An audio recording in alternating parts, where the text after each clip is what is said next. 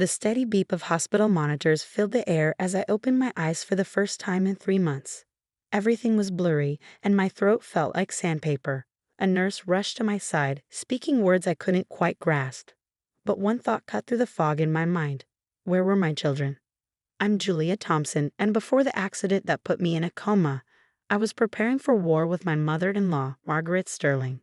Now, as consciousness slowly returned, I realized she had used my absence to make her move. Your children are with their grandmother, the nurse explained gently when I managed to ask. Your mother-in-law has temporary custody while you recover. The words hit me like a physical blow. Margaret had finally done it. She'd taken my kids. I tried to speak again, but my voice wouldn't cooperate. Tears of frustration rolled down my cheeks as I thought of my twins, Emma and Ethan, just 6 years old. What had Margaret told them about me? As my strength gradually returned over the next few days, I learned what had happened. Margaret had convinced my husband, David, that I was an unfit mother while I was unconscious. She'd used my accident, a car crash that wasn't even my fault, as evidence of my recklessness. She filed for emergency custody, painting herself as the concerned grandmother stepping in to protect her grandchildren. What Margaret didn't know was that I'd been collecting evidence against her for months before the accident. Every manipulative text, every threatening voicemail, every incident of her undermining my parenting, I had documented it all. I'd known she was planning something. I just hadn't expected her to strike while I was literally fighting for my life. The physical therapy was grueling, but my determination to reclaim my children pushed me through the pain. Every time I wanted to give up, I thought of Emma and Ethan in Margaret's house, being turned against me day by day. David visited occasionally, looking uncomfortable and guilty. He'd always been weak when it came to his mother, unable to stand up to her controlling nature. Now he was caught between us, and true to form, he'd chosen the path of least resistance. The kids are doing well, he said during one visit, not meeting my eyes. Mother has them enrolled in private school now. She thinks it's better for them. Better than the school we chose together. I managed to say, my voice stronger now but still raspy. The one near our house with a great special education program for Emma's dyslexia. He shifted in his chair. Mother says Emma just needs more discipline, not special treatment. I clenched my fists under the hospital blanket. Margaret had always dismissed Emma's learning difficulties, claiming our daughter was just lazy. It was one of the many reasons I'd started documenting her behavior. Have you told them I'm awake? I asked. David looked away. Mother thinks it's better to wait until you're stronger. She doesn't want to upset them. Of course she didn't. Every day I was kept from my children was another day she could poison them against me. But Margaret had underestimated me. She thought the accident had given her the perfect opportunity, but she didn't know what was waiting on my laptop at home or in the safety deposit box at the bank. The day I was finally released from the hospital, my best friend Amy picked me up. She'd been keeping tabs on Margaret for me, gathering new evidence to add to my existing file. She's gotten worse, Amy told me as we drove to her house. I'd be staying with her while I continued my recovery. She's told everyone who'll listen that you were drinking the night of the accident. I was at work, I said, anger burning in my chest. There are security cameras and witnesses. I know, I've got it all documented. Amy glanced at me. She's also been posting things on social media about how the kids are finally getting the stable home they deserve. I saved screenshots. We pulled up to Amy's house, and she helped me inside. My legs were still weak from months of disuse, but I was getting stronger every day. On her dining room table, I saw stacks of papers, everything she'd gathered while I was unconscious. Your laptop is still at your house, Amy said. David doesn't know about the hidden folder, does he? I shook my head. No one does except you and my lawyer. I picked up one of the papers, a social media post where Margaret claimed I'd been neglecting the twins before the accident. She has no idea what's coming. That night, as I lay in Amy's guest room, I thought about the last conversation I'd had with Margaret before the accident. She'd shown up at my house unannounced, as usual, criticizing everything from the kids' clothes to the snacks in the pantry. They deserve better than this, she'd said, gesturing around my perfectly clean, comfortable home. They deserve what I can give them. They deserve their mother, I'd replied. And one day, Margaret, everyone will see exactly what kind of person you really are. She'd laughed dismissively, but I'd seen the flash of uncertainty in her eyes. She'd known I was documenting things, but she had no idea how thorough I'd been. Now, as I struggled to regain my strength, I thought about my children. Were they wondering about me? Did they think I'd abandoned them? Margaret would be using every moment to turn them against me, but I had to believe that the bond between mother and child was stronger than her manipulation. Tomorrow I would call my lawyer. The file I'd been building was extensive. Recordings of Margaret threatening to take the kids, evidence of her lying to social services, documentation of her interfering with Emma's dyslexia treatment.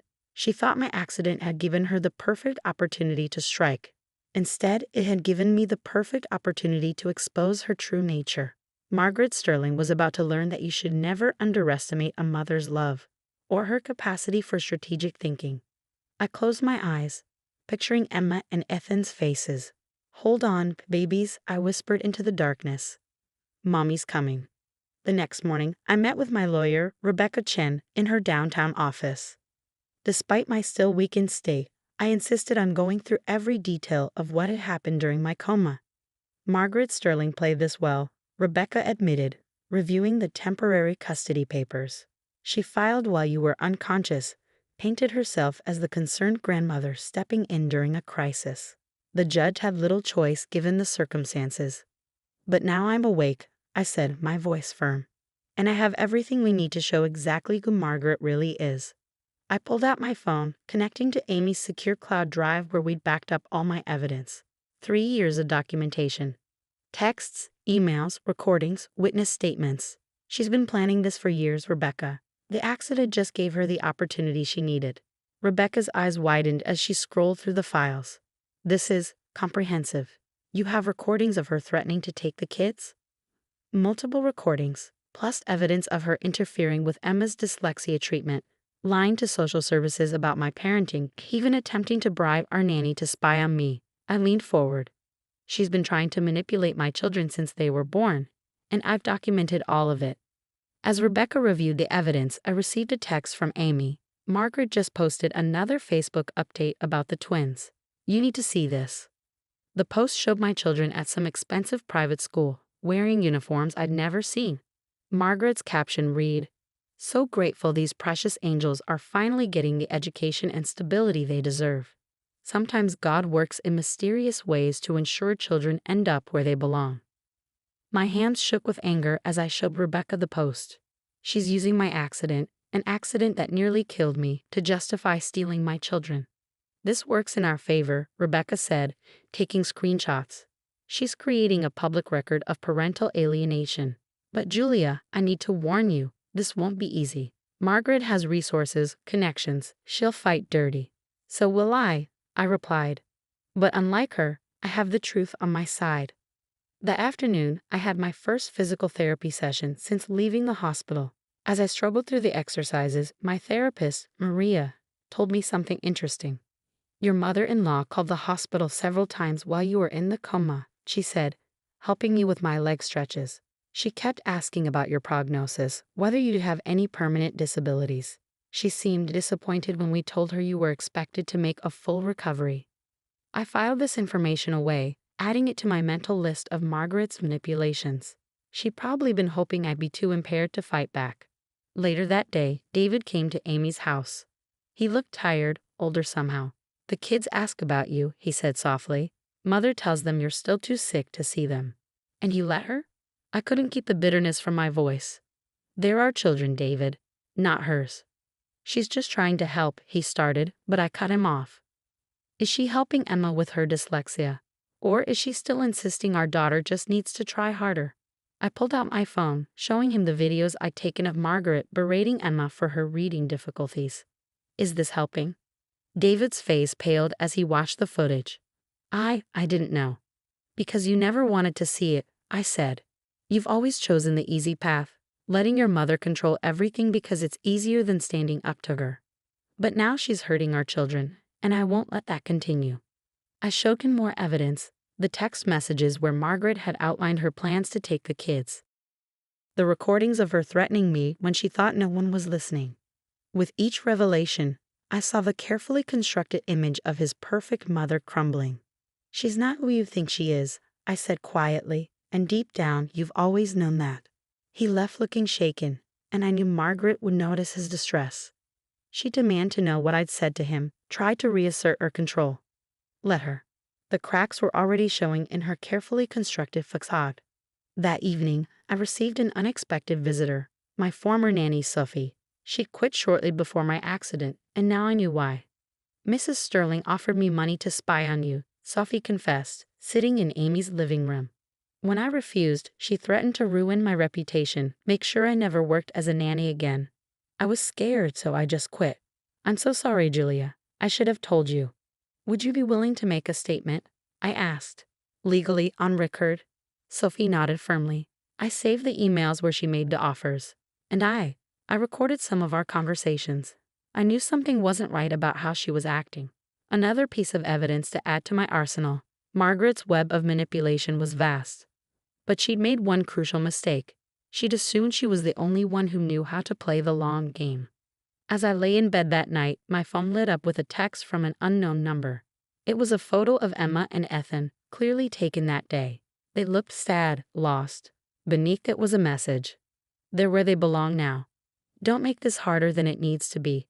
I showed the message to Amy, who immediately began tracing the number. Margaret's attempt at intimidation had just given us more evidence of her harassment. We file tomorrow, I told Rebecca over the phone. I want my children back, and I want Margaret Sterling to face consequences for what she's done. Are you sure you're strong enough? Rebecca asked. We could wait a few more weeks. I've been gathering evidence against Margaret for 3 years, I replied. I'm done waiting. She thought my accident was her opportunity to take my children. Instead, it's going to be her undoing. I ended the call and looked at the photo of my twins again. Hold on just a little longer, I whispered. Mommy's coming for you, and this time, no one will ever take you away from me again. The next morning would mark the beginning of my counterattack. Margaret Sterling was about to learn that she'd made the biggest mistake of her life when she decided to target my children.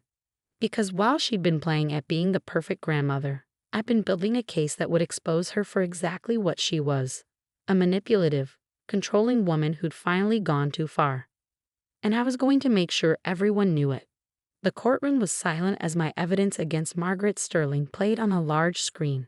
3 years of documented abuse, manipulation, and calculated attempts to steal my children, all laid bare for everyone to see. Video clips showed Margaret berating Emma for her dyslexia, calling her lazy and stupid. Audio recordings captured her threatening to take my children away. Emails revealed her attempts to bribe our nanny and manipulate social services. I sat straight-backed in my chair, my gaze fixed on Margaret as her carefully crafted image crumbled.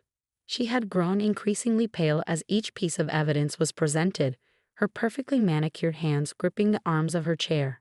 And while Mrs. Thompson was in a coma, Rebecca continued, addressing the judge. Margaret Sterling didn't just file for emergency custody. She actively worked to prevent any possibility of reunification, spreading lies about Mrs. Thompson's fitness as a mother and attempting to alienate the children from their mother. The judge, a stern-faced woman named Patricia Martinez, had been taking detailed notes throughout the proceedings. Now she looked directly at Margaret. Mrs. Sterling, these allegations are extremely serious. The evidence suggests a long-term campaign of harassment, manipulation, and parental alienation. Do you have anything to say in your defense? Margaret's lawyer leaned over to whisper something, but she brushed him off, standing up with the entitled confidence of someone who'd never faced real consequences. Everything I did was for my grandchildren, she declared. Their mother was clearly incapable of providing the life they deserved. The accident proved that. I simply stepped in to give them stability and proper guidance. Proper guidance? I couldn't help but speak up. Like telling Emma her dyslexia is fake.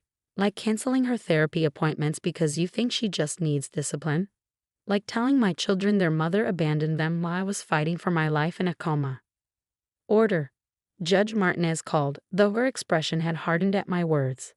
The next few hours were a parade of witnesses. Sophie, the nanny, testifying about Margaret's attempted bribery. My physical therapist describing Margaret's disappointment when I showed signs of recovery. Even David, who finally found his backbone and spoke about his mother's long history of manipulation. By the time the judge called a recess, Margaret's composure had completely cracked. I caught her furiously texting on her phone, probably trying to rally her society friends for support. but no amount of social connection could erase the evidence I'd gathered. When court resumed, Judge Martinez didn't waste time. "The evidence in this case is overwhelming," she began. "Margaret Sterling, you have engaged in a systematic campaign of parental alienation and manipulation. Your actions during Mrs. Thompson's medical crisis were particularly egregious. Not only did you take advantage of her incapacitation to gain custody of her children, but you actively worked to prevent their reunion once she recovered." Margaret started to protest, but the judge held up her hand. "I am immediately vacating the temporary custody order. The children are to be returned to their mother's care within 24 hours. Furthermore, I am issuing a restraining order preventing you from having any contact with Mrs. Thompson or her children without court approval and supervision." The victory was complete, but I felt no joy, only relief and determination. Now came the hard part: helping my children heal from the damage Margaret had caused. When I arrived at Margaret's house with the police and social services to collect Emma and Ethan, I could hear her raging inside, declaring that she'd appeal, that she'd never stop fighting for her children. But then the door opened, and none of that mattered anymore. My babies were there, looking uncertain and confused until they saw me. "Mommy," Emma whispered, her voice small and unsure. I knelt down, opening my arms. "Yes, sweetheart, Mommy's here, and I'm never leaving you again." They ran to me, and as I held them close, I could feel Margaret's poisonous influence beginning to fade. We had a long road ahead: therapy for the twins, rebuilding trust, healing as a family, but we would do it together. David, who had watched the reunion from a distance, finally approached. "I'm sorry," he said quietly. "I should have seen what she was doing. Should have stopped her years ago." I nodded, not ready to forgive him completely but acknowledging his part in helping expose Margaret's true nature. "The kids will need you to be strong now.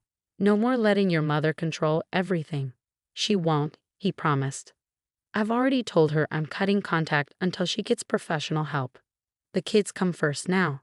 As we drove home, really home, to the house Margaret had deemed unsuitable, but that held all our happy memories, I thought about everything that had led to this moment.